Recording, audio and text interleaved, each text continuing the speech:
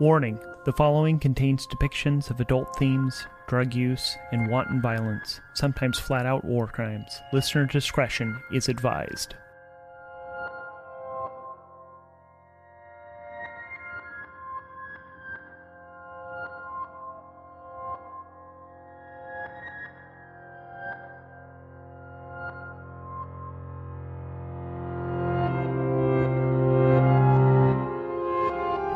This is Starforged, Stones of Fortune.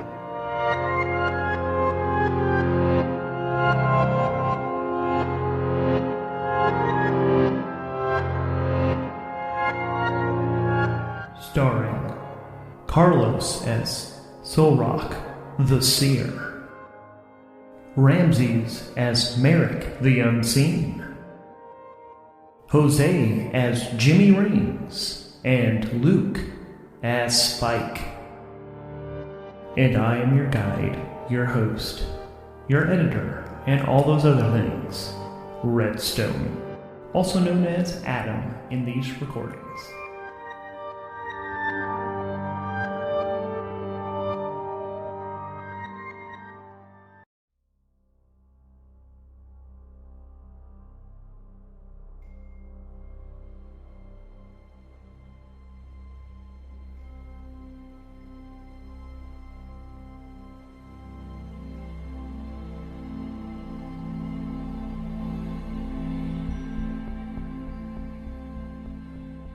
Hey, this is Redstone, coming at you from someplace. I don't know where I am, like I'd tell you if I knew. Alright, so, I need to begin by saying that this was never meant to be for public consumption. I initially started recording sessions for my own benefit, so I wouldn't have to take copious notes. But then, upon talking with the crew, they thought it might be a fun idea to put this online. So here we're going. Session 0, where we did our world building. I do wish I had recorded that, because that would have been amazing. We had a lot of fun with this. Let me just tell you what we have. So I did read them the base game assumptions, which is, your people came to the Forge 2 centuries ago in the wake of a cataclysm in their home galaxy. Today, this new home offers opportunity and peril. Remnants of ancient civilizations hold dangerous knowledge and forbidden power. Your people build settlements on new worlds, but those places rarely offer a safe haven. Conflicts often range between people and factions. Raiders and pirates prowl the spaceways in search of easy prey. Baneful creatures and dark forces dwell on corrupted planets and in the abyssal void between stars. It's a dangerous life for anyone living on this frontier, doubly so for the Ironsworn, those adventurers bound to sworn quests. So, after this, we went through each of the categories and talked about what the choices were, or if we wanted to change things up, and here are my notes from that. We fled the ravages of a catastrophic war. Over millennia, we consumed resources and shattered lives as we fueled the engines of industry, expansion, and war. In the end, a powerful foe took advantage of our rivalries in a violent bid for power. Fleeing the devastation, we assembled our fleets and traveled to the Forge, a new home, a fresh start. In this final war, we were set upon by religious zealots, which, this actually ties in later with bits we came up with, which we'll get to. But the next question is, how did they get to the Forge?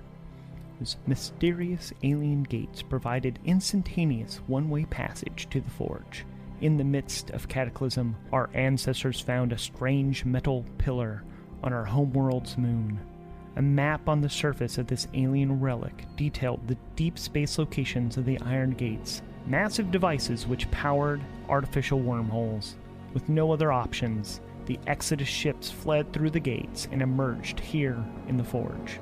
We have made our mark in this galaxy, but the energy storms we call balefires threaten to undo that progress, leaving our communities isolated and vulnerable. Starships navigate along bustling trade routes between settlements. We've built burgeoning outposts on the fringes of known sectors, and bold spacers chart new paths into unexplored domains. But this hard-earned success is threatened by the chaotic balefires, intense energy anomalies which cut off trade routes and threaten entire planets. Iron vows are sworn upon totems crafted from enigmatic metals we call black iron. Black iron was first forged by a long-dead civilization. Some say it is living metal, attuned to the hidden depths of the universe. Remnants of this prized resource are found within ancient sites throughout the forge. It is resistant to damage and corrosion, but it can be molded using superheated plasma at specialized facilities. But we also added that the Ironsworn bind their honor to iron blades. Aboard a starship where stray gunfire can destroy fragile equipment or pierce holes, the brutal practicality of a sword makes for a useful weapon.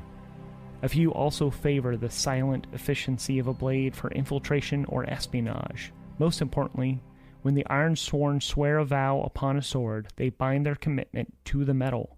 If they forsake a vow, that iron must be abandoned.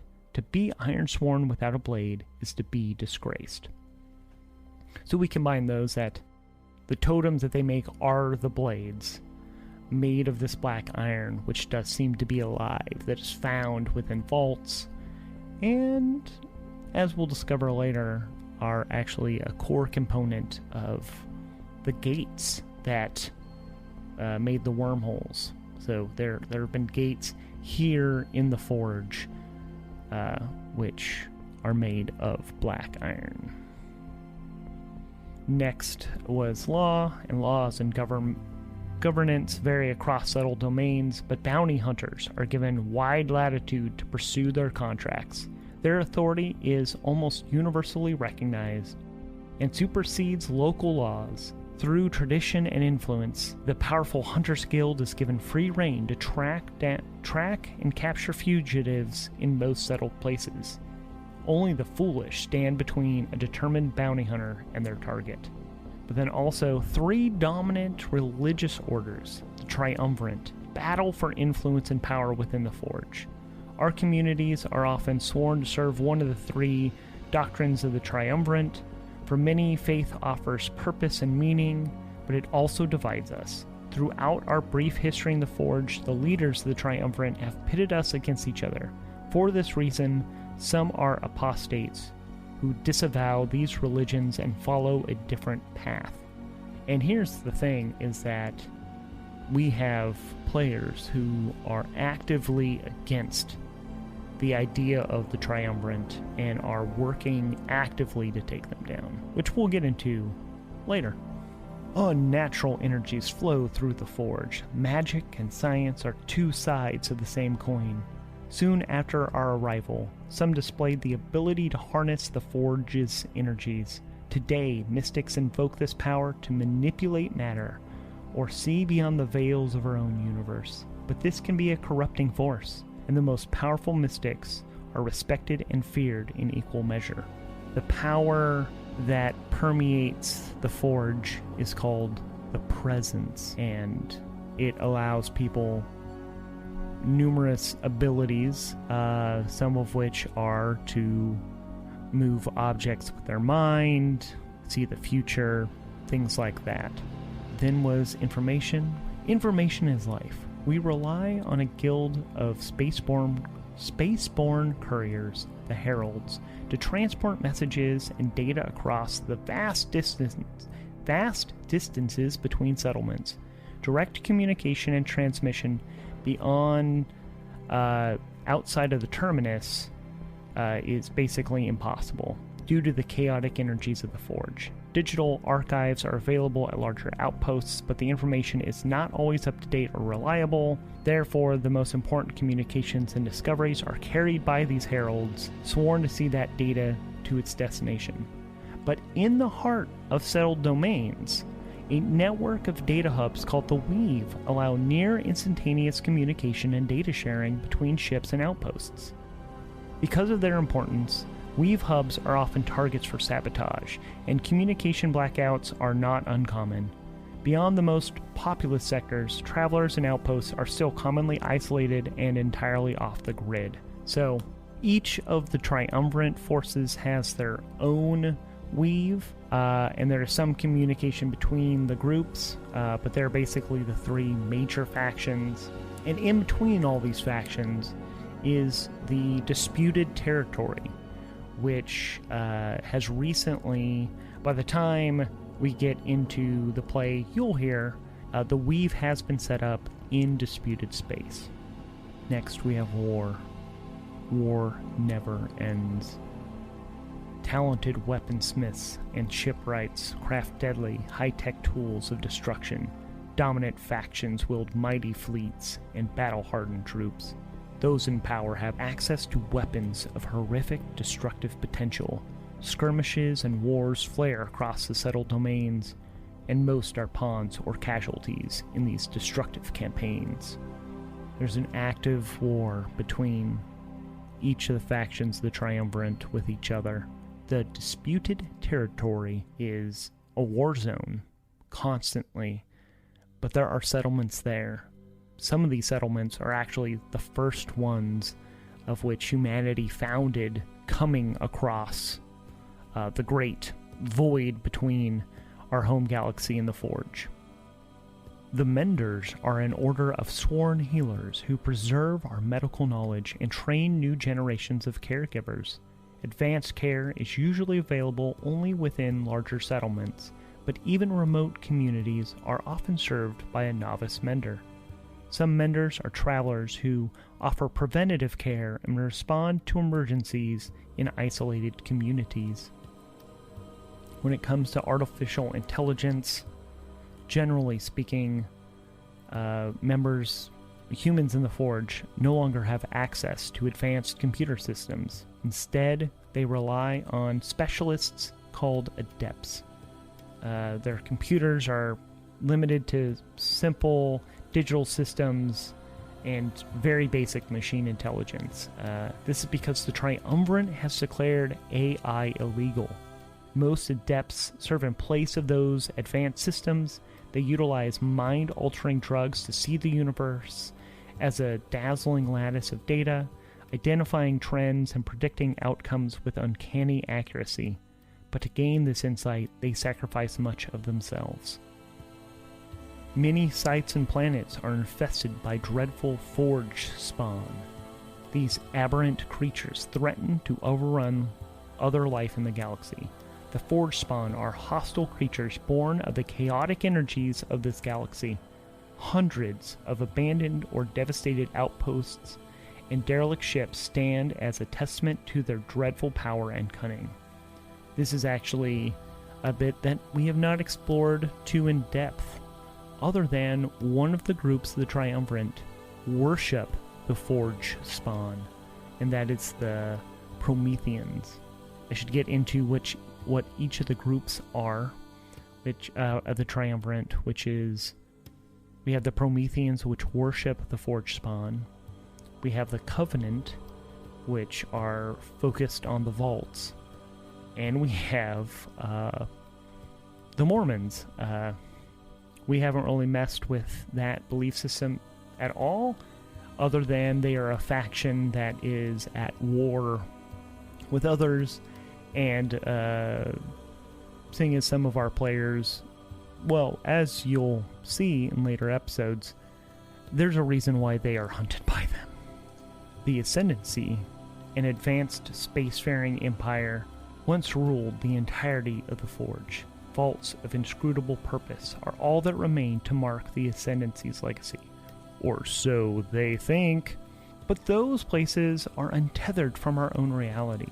Ascendancy vaults can appear spontaneously, washed up like flotsam in the tides of time. Their gravity and atmospheres pay no heed to natural laws. Some are corrupted and ruined.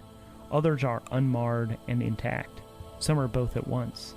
They are chaos. Also, biological life forms we call the remnants, engineered by ancient civilizations, the Ascendancy, maybe, as weapons in a catastrophic war, survived the death of their creators. On scarred planets, and within ancient vaults throughout the Forge, the remnants still guard ancient secrets and fight unending wars. And although most insist the horrors aren't real, the spacers know the truth. When you travel the depths of the Forge, be wary. Death is not always the end of our suffering. Some say we are cursed by those who did not survive the cataclysm, and the veil between life and death is forever weakened. Supernatural occurrences and entities are especially common near a white dwarf star. These stellar objects, which spacers call ghost lights, are the decaying remnants of a dead star. So, who are our players? So first off, Redstone, I'm your guide in this game. I am not an active player, and I'm playing with 4 friends from my old job, in which I'm called my nickname, Adam. And so here are our 4 players and characters. We have Jose, who's playing Jimmy Rings, who has the assets at the beginning: Augmented, Weapons Master, and Armored, with Edge 2, Heart 1, Iron 3, Shadow 1, Wits 2. He was abducted as a child to be a soldier and escaped their super soldier program. He wants to destroy the Mormons and generally government in general. We have Carlos, who is Soul Rock the Seer. He is a presence user. He has assets Empath, Kinetic, and Haunted. His Edge is 1, Heart is 3, Iron 2, Shadow 1, Wits 2. He was banished from his former home, and because it's believed that he killed his former master, who is the one who haunts him. His master is Nos. We have Ramses, who plays Merrick the Unseen, with the assets Sniper, Healer, and Shade. His Edge is 2, Heart is 1, Iron is 1, Shadow is 3, and Wits is 2. He was denied a birthright. He will achieve peace, even if he has to kill everyone to get it. And then finally we have Luke playing Spike, who has basically a ripoff of Spike Spiegel, the character from Cowboy Bebop. His assets are Ace, Vehicle Bay, and he's got a snub fighter. His Edge is 2, Heart is 1, Iron is 1, Stealth, Shadow is 2, and Wits is 3. His background is he actually has no memory before the group found him. But he feels compelled to search the vaults, and he's sworn a vow to find the reason why he's compelled. He's got the snub fighter, Weeping Somnambulist. It's a sleepwalker. It's taken from the Expanse book series. And they are all the crew of the ship Nimbus, the basic ship. In case you're not familiar with Ironsworn Starforged and would like to know about that particular asset, it's your armed multi-purpose ship is suited for interstellar and atmospheric flight. It can comfortably transport several people, has space for cargo, and can carry and launch support vehicles. When you advance, you may spend experience to equip this vehicle with module assets. So how did Session 1 start? Basically, after we worked through all of this, we came to the conclusion that 2 bounty hunter groups who were unaware of each other were each chasing a different target. One was chasing Merrick the Unseen, the other chasing Jimmy Rings, and at one point they're breaking into the same ship from different sides. They sneak in, they find Spike on the bridge of the Nimbus asleep. Merrick and Jimmy wake him up. He's confused, remembering nothing. Basically, Spike guns the engines, and they pursue the ship off planet, which they're actually unable to really pursue. Other than they get pursued. There's a firefight. Most of the ships are destroyed. The Nimbus took a little bit of damage, but was able to make to the jump. Unfortunately, Merrick the Unseen makes a mistake when calculating the jump to hyperspace. He actually rolls a failure on that. So, that's where we started, and I will do another episode about the stuff in between.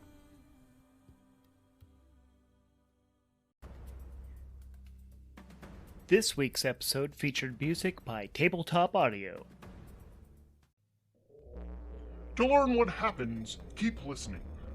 This show is brought to you ad-free by Privilege. No ads, no Patreon, just a cishet white man with disposable income and time. It is performed, edited, and all that good stuff by Redstone Archender. The story is powered by the game Ironsworn, Starforged by Sean Tompkin. Outro by Glitter Snitchel, channeling the spirits. This has been a Sofa King Cool production.